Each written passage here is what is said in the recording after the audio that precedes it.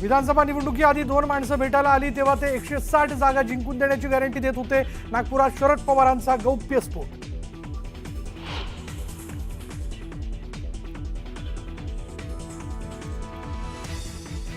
इतके दिवस शरद पवार का बोलले नाही तर राहुल गांधींच्या भेटीचा हा परिणाम दिसतोय। शरद पवारांच्या गौप्यस्फोटावर मुख्यमंत्र्यांची खोचक टीका।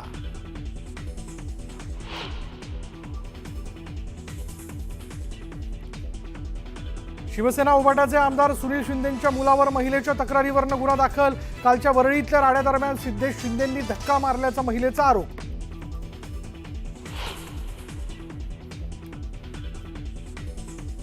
पालिका निवडणुकीसाठी अद्याप कुठलीही आघाडी निर्माण झालेली नाही, तर त्या क्षेत्रात स्थानिक आघाड्या होतात। पालिका निवडणुकीच्या तोंडावर राऊतांचं सूचक विधान।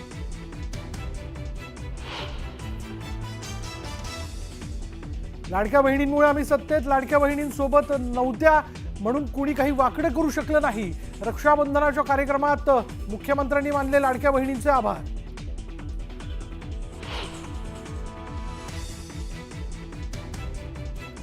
कोर्टाचा आदेश झुगारून दादरमध्ये कबुतरांना दाणे खायला घालणाऱ्या महेंद्र संकलेचाला पोलिसांचा दणका। कार जप्त करत गुन्हाही दाखल।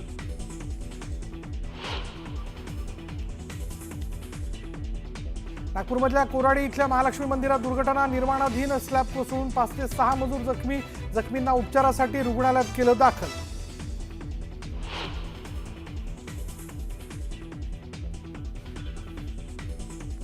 भारतानं पाकिस्तानचे 6 लढाऊ विमानं पाडले। भारताच्या कारवाईत पाकिस्तानचे मुरिदके, बहावलपूर हवाई तळ उद्ध्वस्त। वायुदल प्रमुख अमरप्रीत सिंग यांची ऑपरेशन सिंदूरबाबत महत्त्वाची माहिती।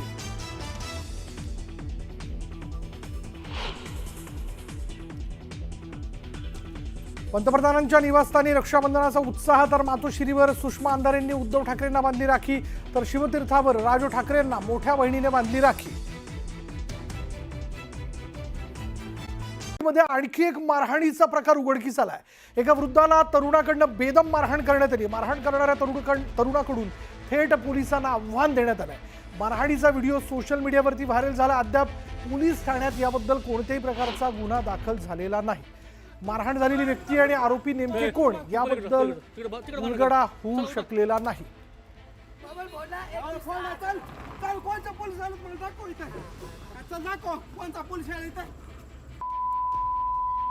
म्हणतोस का तू? अरे तू याव का काय रे? भाऊ गाडी कोणता भाऊ येईल तुझ्यासाठी? येऊ दे। चल ये। कुठे गेला तू? तू पलीकडे तिकडे बांध कर। चला उठा। चल चल कोणता पोलीस आला मला दाखव इथं। चल दाखव कोणता पोलीस आला इथं। म्हणतोस का तू? अरे तू याव का काय रे? भाऊ गाडी कोणता भाऊ येईल तुझ्यासाठी? येऊ दे। 36,000 रुपये। अरे चल चल। राहू दे रे। मागापासून नका का तू?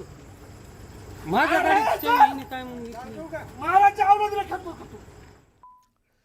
पुढली बातमी अशी की मनमाडजवळ पुणे इंदोर महामार्गावर धावत्या ओव्हरलोड ट्रकचा थरार पाहायला मिळाला। ट्रकमध्ये क्षमतेपेक्षा जास्त माल भरल्यानं भरधाव ट्रक उलटला। सुदैवानं यामध्ये जीवितहानी झालेली नाही, मात्र ट्रक चालक किरकोळ जखमी झाला। पलटीच होणार आपल्या कळून चुकलो म्हणता आतुरवाडी।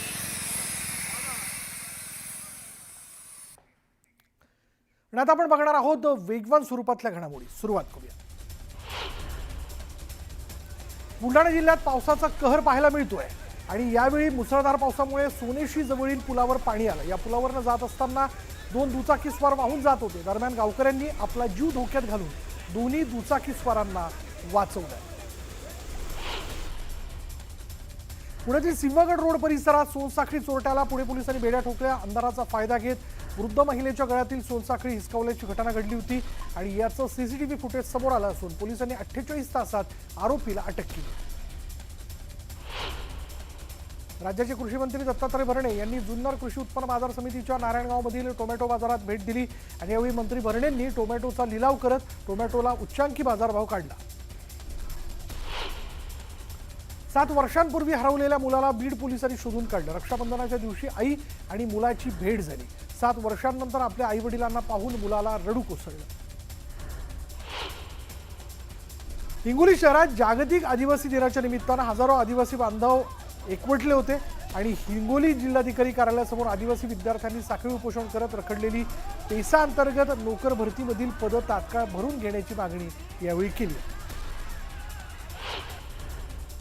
सासरच्या लोकांच्या त्रासाला कंटाळून पुण्यातील फुरसुंगी इथल्या विवाहितेने आत्महत्या केली. सीमा राख पसारे असं आत्महत्या केलेल्या महिलेचं नाव आहे. मानसिक आणि शारीरिक त्रास दिल्यानं महिलेनं टोकाचं पाऊल उचललं. बीडच्या माजलगाव तालुक्यात गेल्या 2 ते 3 दिवसापासून जोरदार पाऊस सुरू आहे. पावसामुळे कापूस आणि सोयाबीन ही पिकं धोक्यात आलेली आहेत. शेतात पाणी साचल्यामुळे पिकांचं मोठं नुकसान झालंय. नागपूरमध्ये पावसाने जोरदार हजेरी लावली. 2 आठवड्यांच्या विश्रांतीनंतर आलेल्या पावसामुळे गारवा निर्माण झालेल्या नागरिकांनी समाधान व्यक्त केलं. यवतमाळच्या पुसद तालुक्यात मुसळधार पावसाने हजेरी लावली आणि यावेळी अनेक घरात पाणी शिरलंय. घरात पाणी शिरल्यानं नागरिकांना मोठ्या अडचणींचा सामना करावा लागला. त्यामुळे घरातील साहित्याचं मोठ्या प्रमाणात नुकसान झालं. बीड जिल्ह्यात पावसानं जोरदार हजेरी लावली. यामुळे नदी नाल्यांना पूर आलाय. तर आंबिल वडगाव इथल्या कालिका नदीच्या पुलावरनं पाणी वाहत असल्यानं वाहतूक ठप्प झाली. गोंदिया जिल्ह्याच्या वडेगाव इथल्या महिलांनी पिण्याच्या पाण्यासाठी पंचायत समितीच्या आमसभेत घागर मोर्चा काढला होता. नागरिकांच्या नळाला अजूनही पाणी येत नाही. जलजीवन मिशन योजनेचा उपयोग काय असा सवाल महिलांनी विचारला. गोंदिया जिल्ह्यात ओबीसी विद्यार्थ्यांना महाज्योती योजनेतील निधी मिळत नसल्याचा आरोप करण्यात आला आणि गेल्या 4 महिन्यांपासून भोजन आणि निर्वाह भत्ता मिळत नसल्यानं विद्यार्थ्यांना अडचणी येतात. तातडीनं भत्ता जमा करण्याची मागणी विद्यार्थ्यांनी केली. रत्नागिरीच्या देवरुख पंचायत समितीच्या इमारतीला मोठमोठे तडे गेल्यानं हॉलमध्ये मोठ्या प्रमाणात पाणी साचलंय. यामुळे कागदपत्र पाण्यात भिजल्यानं भीती व्यक्त करण्यात आली आहे. दरम्यान ठेकेदाराच्या कामावर प्रश्नचिन्ह निर्माण झालं. पालघरमध्ये जागतिक आदिवासी दिनाचा उत्साह बघायला मिळाला. पारंपरिक वेशभूषेत आदिवासींनी आपली पारंपरिक वाद्य वाजवत नृत्य सादर केलं. यावेळी आमदार निकोले यांनी जागतिक आदिवासी दिनाच्या शुभेच्छा दिल्या. बीडच्या कडामध्ये निवेदिता कन्या शाळेचा 26वा वर्धापन दिन मोठ्या उत्साहात साजरा करण्यात आला. यावेळी शाळेतील विद्यार्थ्यांनी मानवी साखळी तयार करून 26 अंकातून वर्धापन दिन साजरा केला. धुळे जिल्ह्यात केळी पिकावर करपा रोगाची लागण झाली आणि यामुळे केळी उत्पादक शेतकरी संकटात सापडलाय. दरम्यान कृषी विभागाने मार्गदर्शन करण्याची मागणी शेतकऱ्यांनी केली. चंद्रपूरच्या भद्रावती ते पिंपरी मार्गावरील रस्त्याची दुरावस्था झाली. यामुळे वाहनधारकांसह नागरिकांना नाहक अडचणींचा सामना करावा लागतो. तातडीनं रस्ता दुरुस्त करण्याची मागणी करण्यात आली.